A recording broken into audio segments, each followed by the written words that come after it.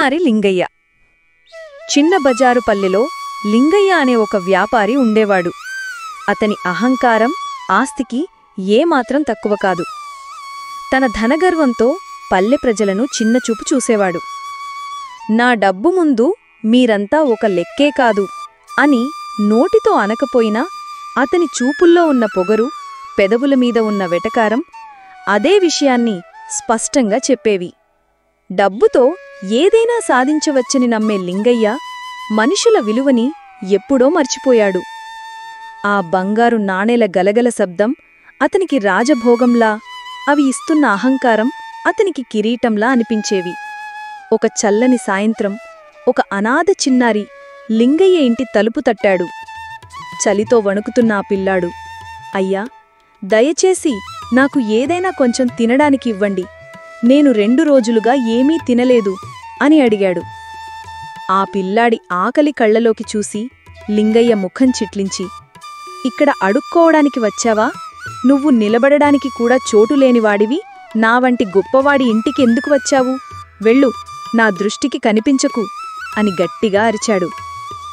ఆ పిల్లాడు అవమానంతో తలదించుకుని కన్నీళ్లతో వెళ్ళిపోయాడు.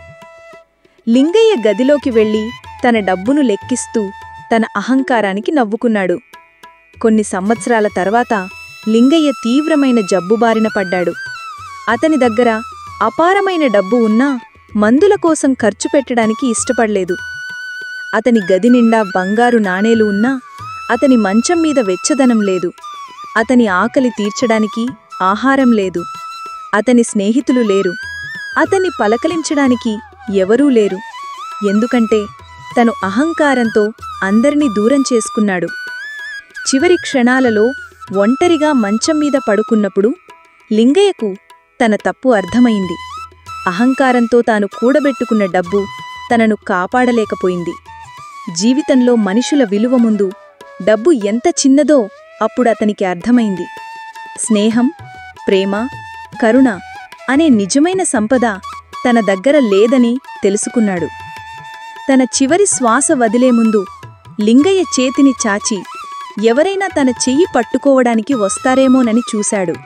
కాని అతని చెయ్యి పట్టుకోవడానికి ఎవరూ రాలేదు.